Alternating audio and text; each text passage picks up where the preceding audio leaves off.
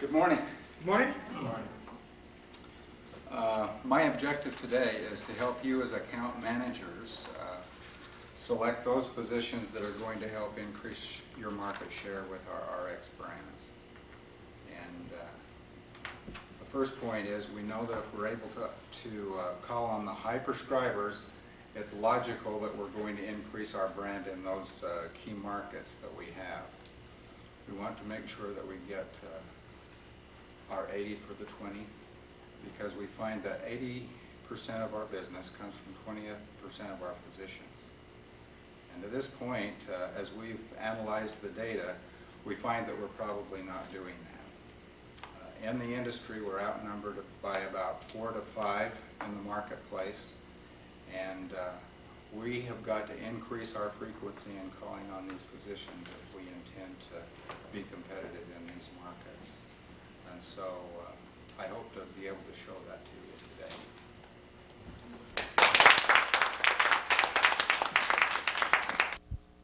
Lights. I Camera. got it.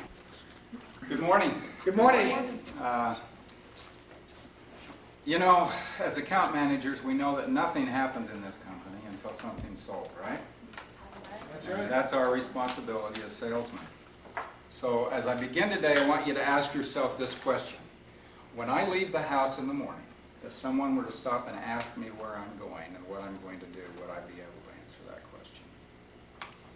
Now, if you're like me, sometimes that's a pretty hard question to answer, because when I leave the house, I don't know where I'm going. I don't know who I'm going to call on or what I'm going to do. So as a result of what I would like to share with you today, the objective is for me to help you call on the right physicians with the right message in the right frequency.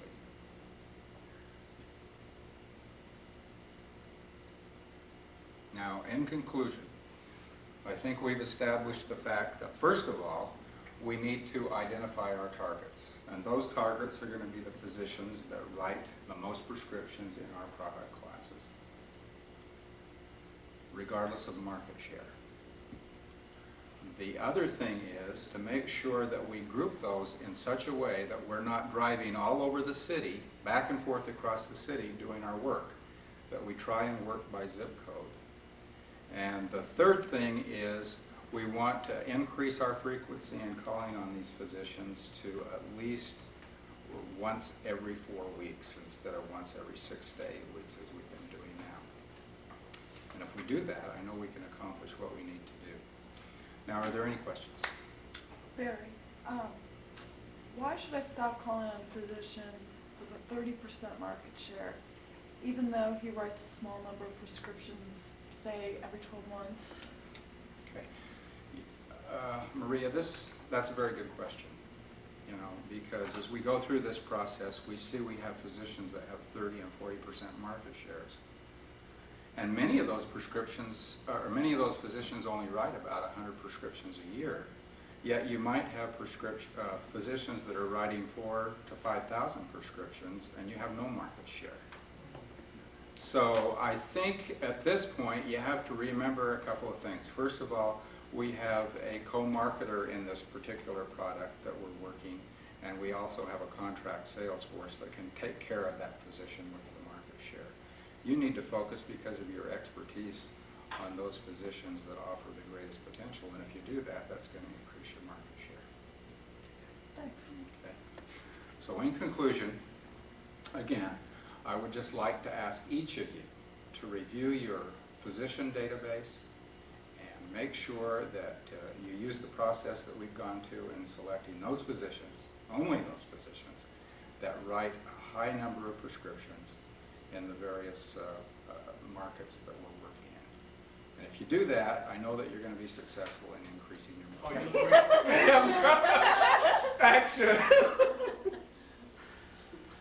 Good afternoon. Good afternoon. Account managers.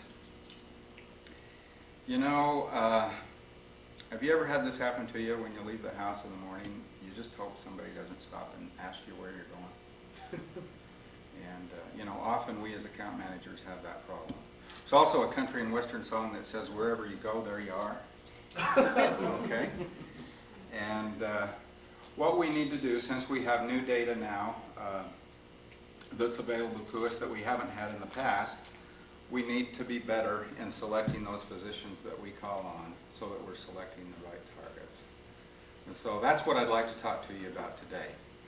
The objective of our discussion today is going to be to get our 80 for the 20, because we know that 20% of our 80% of our business comes from 20% of the physicians that we call on.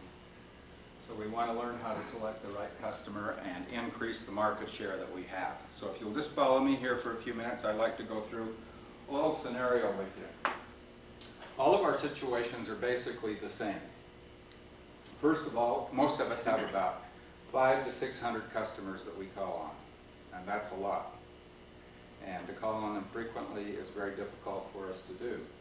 The other thing that we have is a problem in that we are working in several different markets. First of all, we have 4 products that we're primarily focused on right now. One is Zyac, which is in the hypertensive market. One is Heladac, which is in the ulcer market. We have Alora, which is brand new on the scene, and that's in the transdermal market. And then we also have Asacol and Macrobid out here. So that's the ulcerative colitis market, and then in the UTI market. So there are 5 markets that we have to focus in as we call on these physicians. That's a lot. You know, our plate's full, so we got to be very effective in what we do. So how are we going to do this? First of all, I'd like to talk to you about targeting. Second, we want to select the highest prescribers in the markets. And then we need to group these physicians by zip code so that we're not chasing all over town. Okay, so let's talk about this target right here. Since we have 600 customers, that's an impossibility. The most that we could probably do in a day is maybe call on 10 physicians and give a good, meaningful presentation. Now, we have a lot of competition out there, especially in the hypertensive market where we're working with Zyac. There are probably about 80 different products that these physicians can prescribe, as you well know. So this has to drive our business. This is where most of our income is coming from, and we have some very large commitments here. So what we need to do is increase our frequency also in calling on the physicians. Because our competitors have more reps than we do, they're in the office about 8 times more often than we are. So instead of us working on a 6 or 8 week cycle, if we were to go to a 4-week cycle, we could accomplish this, I think. So here's our target. Probably the most customers that we can handle would be 200. That's the target that we're pointing towards. So we need 200 physicians to work with, but we also have these peripheral products here that we've got to work with in selected classes. So we all have OBs. That's usually a pretty easy call for us to take care of the Macrobid and the Alora. We have gastroenterologists, and that's usually a very small group of physicians. And then we have, let's see, what have I left out here? The gastros, the OBs, I think basically that's it outside of what we call on with the primary care physicians here. So, how do we select the 200? Let me go through that scenario with you. You all have access to market data. So the first thing that we need to do is to go to that data in our territory management system. Zyac is going to drive the business. So hypertension is the market. The first thing we want to do is see how many prescriptions they write in a year. So we're going to sort this database from the highest to the lowest, and we want to try and call on the physicians that write the most in the market. Okay? This is our market share. In other words, this physician wrote 995 prescriptions for hypertension, and my share of that is 3%. The national share is about 1.8. So I'd say anybody that is below 1.8, we want to try to bring them up. And so as we select our physicians, first of all, we want to look at the high prescribers and the market share. Barry, why do we only have 3% of that?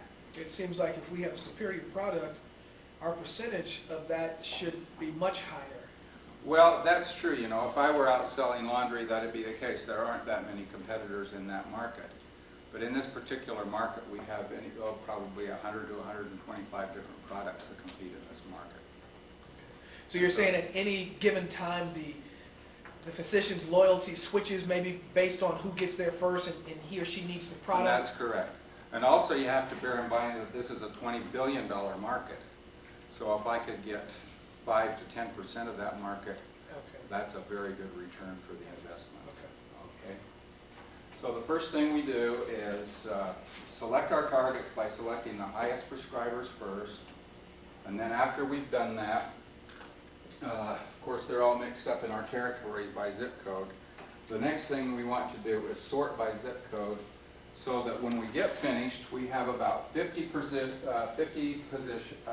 physicians in each week.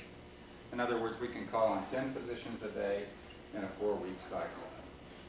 And after that's all completed, this is basically what we'll have when we get through as you sort your physicians. So in my first week, which is right here, I'm going to be working in this zip code and this zip code and others, but I just selected one page to show you this. So as I work the town of Murray, I know that if I call on Dr. Sundwall here, he writes in 4 of our markets, most in the Helidac market, 2nd in the Ziac, 3rd in the Macrobid, and 4th in the Allura market. So as we call on him, we know what products we need to talk to him about. Okay? So that's basically what the final itinerary will look like when you're finished, when you go through this process. And then you'll have a territory book like this that you can work from every day. So what you want to do, first of all, get the 600 down to 200 so we have the targets.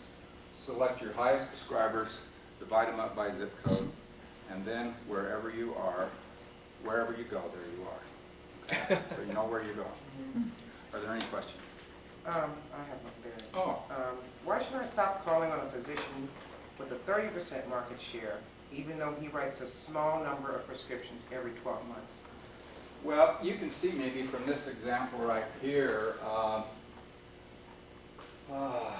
Dr. Naylor writes just 175 prescriptions for Macrobid, but I have a very hefty share there. Now, I doubt if I'm going to be able to increase that much, but there are physicians in the Macrobid market that probably write 2,000 to 3,000 prescriptions, and I have a small share. So I need to focus, go where the money is, select the prescriptions, the highest number of prescriptions, and try to get a better share of that. We have contracting sales forces and co-marketing sales forces that are out there taking care of these other physicians that don't write quite so many prescriptions. Does that answer your question? Yes. Yes. So as each of you do this, as each of you sort your doctors by high prescribers and arrange them according to zip code so that you're working the same part of town each day, you'll be a lot more successful in increasing your market share.